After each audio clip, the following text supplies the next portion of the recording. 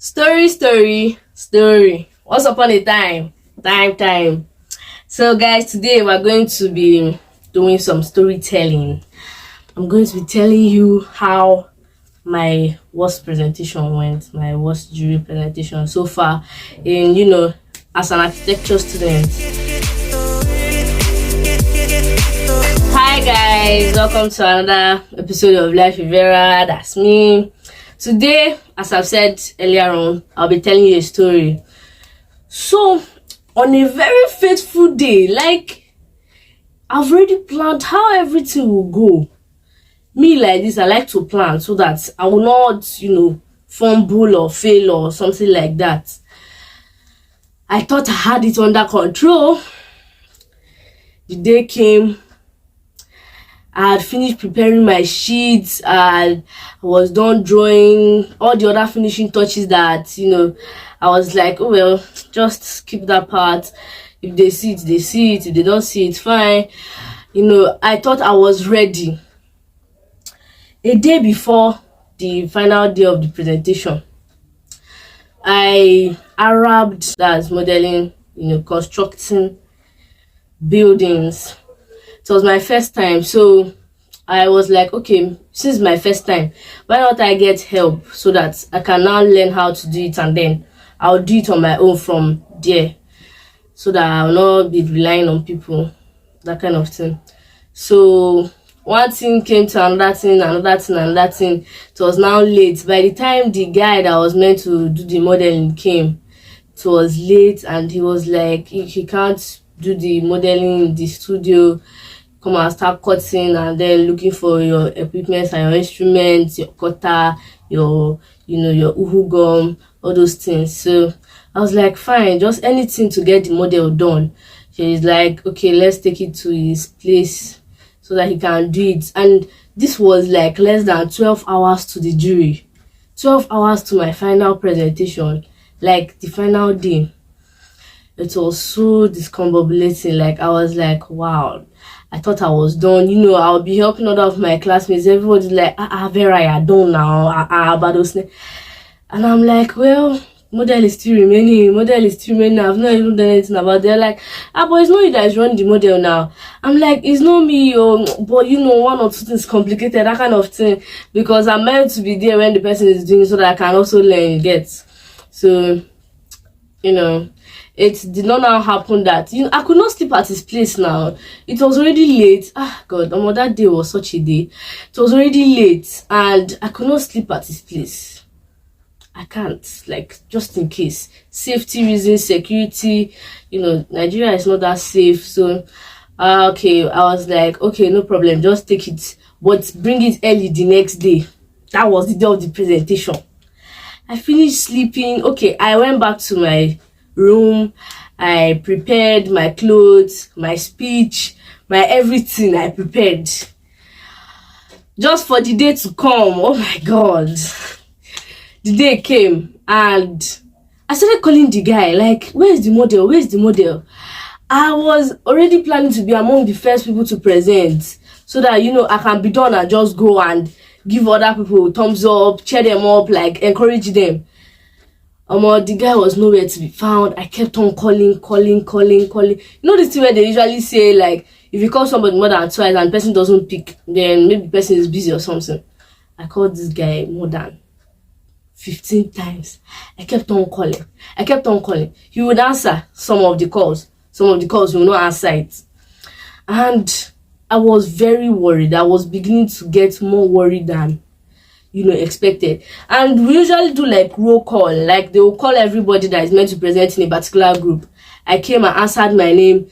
The secretary, that was the person calling the names, expected that I'm because I'm among the first 10 people, so I should already be pasting because I'm there. So I've answered my name. That means my sheet should be on the wall already. And I just had to keep on dodging the secretary, dodging. Oh my God, it was so bad. Everybody had now presented, and the secretary knew that I had answered my name, and he had seen this face. Okay, that means this person is ready to present. Normally, if you don't answer your name, maybe you're not ready to present, or you're not available at that time, Or maybe sometimes it's good to answer your name so that you can now go and continue what you were doing. So that was my case. I had to answer my name and continue calling the guy to bring the model because he was coming from his house. He did the model at his place. Oh God, that day I was so frustrated. Like, I don't know, there's nothing worse than things not going according to how you planned it. It was so bad and frustrating. So I kept on calling this guy. I had to leave the scene of where the lecturers were so that they will not be like, Vera, where have you presented? Where's your sheet? Let's see what you have. That kind of thing. I didn't want to attract attention from lecturers. All my mates were like, Vera, what's happening? I'm like, oh, the person that's meant to bring my model is not here. Oh. God, I was so frustrated. I had to tell my other group members to help me and keep taking excuse because, like, they know that this person is meant to present. This person should have presented, but my name is not yet ticked. I have not presented. I have not been scored. Where is she? I kept on saying, oh, my sheets are ready, but I had to find excuses. Then I left the scene of the whole place where we were meant to present, the arena or something. I went down to like the Aki pit. That's what we call our studio. I went down there. I kept on waiting. I was panicking. I was literally panicking. I was sweating. God, I thought I had everything under control. And all of a sudden now the guy was not picking again. Everybody in my group had almost finished presenting. That was when the guy now came. The guy came and started telling me that, oh, sorry that they got flagged down by the police, this and that. Oh my God, I was like, don't worry, I don't even want to hear this story now. Just give me this model, let me just go. And you cannot be seen collecting your model from like an outsider. In fact, you're meant to be the one holding your model because you did it. But in my case, I did not totally do it. I just helped in the cutting and few things before the day was now over. That was when he now took the rest of the stuffs to his place, and I had to come back to school because I cannot sleep in somebody's place. So he came and kept on apologizing. I was like, just give me the money, give me. And I had to, stylishly walk away from where I was so that it not look as though somebody just finished giving me something like my model. Why are they giving me my model? Like, it's not me that's meant to model it. Fun. And the worst part of it was now a printed model. Oh my God. I was like, hey, Jesus. Well, that was kind of the plan, but I'm a novice. That was my first time. I didn't know what a printed model was, so he was like, okay, it's better to do a printed model than to start cutting out everything. Told me, okay, I should send him the whole drawing, that he will print it out colored, he will add materials to it and then print it out so that the model will not be hard. I said, okay, anyhow, anyone that is going to be the best way to make this thing just come out to be nice and good and appealing to the eyes, just do it. And I saw the printed model. I was like, oh wow, okay, so this is what printed model looks like, and this is what printed model is. It was not bad though, it was not bad. But like, God, I was already destabilized and everything. I had now carried the model stylishly and in a very professional way so that it will not look as though I'm just getting mood. In fact, I kept on telling my classmates to look for excuses for me that I was on my period, I just got stained, I went back to change. God, and I was taking a lot of time. I took a lot of time. Because I kept on waiting for the guy. The guy was not responding. I was hesitant. I was very anxious. God, everything I planned was just like shaky and all of that. Well, I still carried the model. I came and I started pasting my sheets. Because if you paste your sheets and then they reach your turn and nobody's there, they are annoying them. In fact, I really made them so angry because they kept on calling my name, asking for where I was. And my colleagues kept on giving them excuses on my behalf, and they were already getting angry and pissed off. Like, most of your colleagues are not here. Why are people not here? That kind of thing. Because it was our first presentation. We're like novice. We're just coming into the den, starting the main thing. Like, most of us were not done with our models, our paperwork. It was very frustrating and tiring. Well, I finally pasted my sheets, and I had a lot of sheets. Like, God, my paperwork were like good to go and everything. Okay, I finally, was done pasting my sheets, and they came to me, like the jurors. They came to me. It was now my turn to present. I greeted, formalities started. All of a sudden, I was like, I was told to design. No, this is a proposed 4-bedroom bungalow. Now, so one of the lecturers attacked me. Oh, hey, that's why you people saying bungalow. It is not bungalow. It is bungalow. They already started attacking me from pronunciation of the the design we were giving. Ah, God, I was like, what's the next worst thing now that can happen? Like, if they start correcting you right from the beginning, you have not even said anything. All you have done is say your name and greet, and they're already correcting you. Just know that, like, it will be hard for you to gain stability. That's just the problem. And I'd already planned how everything will go. Like, I will say this, I will go from here to here, I'll go for my case studies, and refer my case studies to my drawing, blah blah blah, all those things. The father lecturer told me that it is not bungalow, it is bungalow. And when they're correcting you, they're like irritated because of you're making silly mistakes, that kind of thing.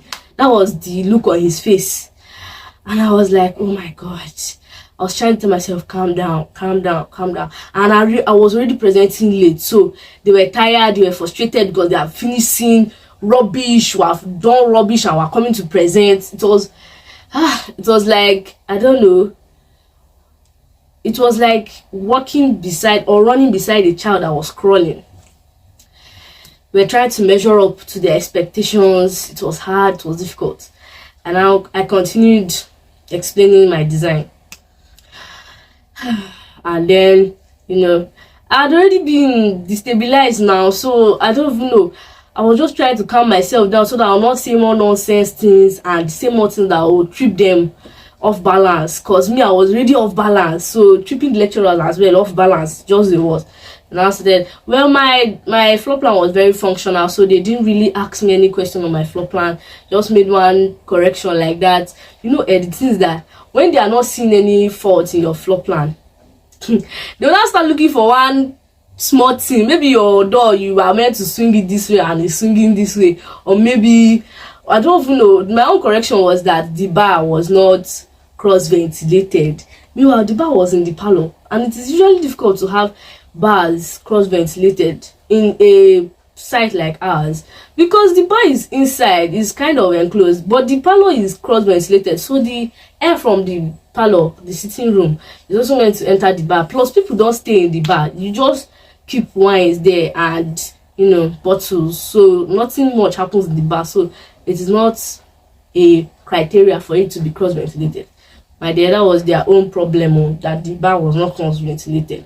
I said, well, I mean, they have to say something. That's just it. They must correct. Even if it is a slightest mistake, they must correct. So that was their own correction. And then also something was kind of fishy on my site plan.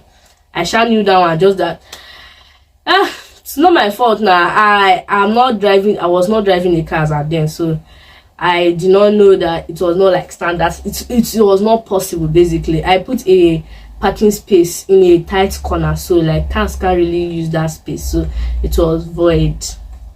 That was another attack. Another correction I was giving. Well, after the jury, God, I was so happy, like finally I'm done my first presentation.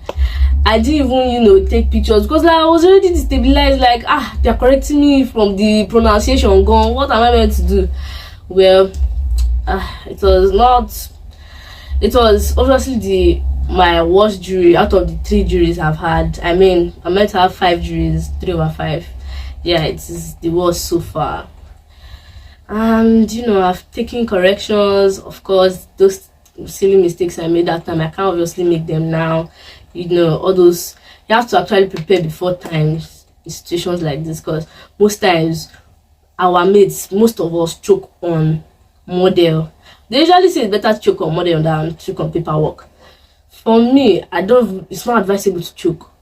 Choke means like as per you're working at the 11th hour. That is just what it means. Like stranded, you're almost stranded, but you're trying to catch up with time.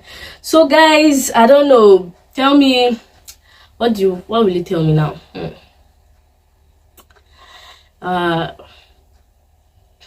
Okay, so tell me if you enjoyed the story and if you want to hear about my best jury so far, because I also had the best jury so far. I mean, 3 out of 5 is something. So, and I hope you have hit the subscribe button, I have given this video a thumbs up, and you have left a comment. Till next time, guys. Bye.